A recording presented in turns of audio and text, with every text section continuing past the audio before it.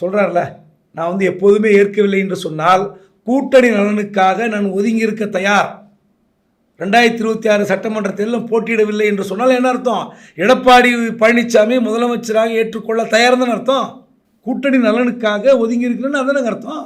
அப்போ நீங்க அது அதிமுகவை அரியணையில ஏற்றதற்கு தயார். அந்த புள்ளியில நீங்க எடப்பாடி பழனிசாமிய முதலமைச்சர் அப்படின்னு ஏற்றுக்கொண்டார். இந்து நாளிதழ் அப்படி சொல்லவே இல்லையா?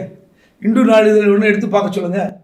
தயார்னு சொன்ன அர்த்தம் 2021 டெல்லியிலிருந்து வந்த தலைவர்கிட்ட அப்படிதான் சொன்னேன்னா இப்போ மட்டும் என்ன? ரெண்டும் ஒன்று தானுங்க. ஆனால் இன்னைக்கு என்ன சொல்கிறீங்க?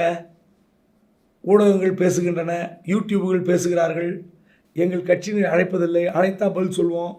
நீங்கள் சொன்னதான் இருக்கு. இன்னொன்று சொல்கிறார், என்னுடைய லெட்டர் பேடில் எழுதி கொடுத்துன்றார்ல 2021 அமித்ஷா கிட்ட, அதை ரிலீஸ் பண்ண சொல்லுங்கள். அதை ரிலீஸ் பண்ண சொல்லுங்கள்.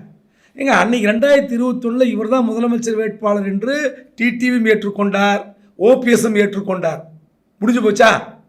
இப்போ ஏன் கூட்டிலிருந்து வெளியே போனீங்க? அதுக்கு ரீசன் சொல்லுங்கள். உண்மையான ரீசன் சொல்லுங்கள். உங்களை இயக்குவது யார்? அண்ணாமலையா அல்லது வேறு யாராதா? இல்லை நீங்கள் விஜய் கட்சிக்கு போகணும்னு துடிக்கிறீங்களா? உண்மையை சொல்லுங்கள்.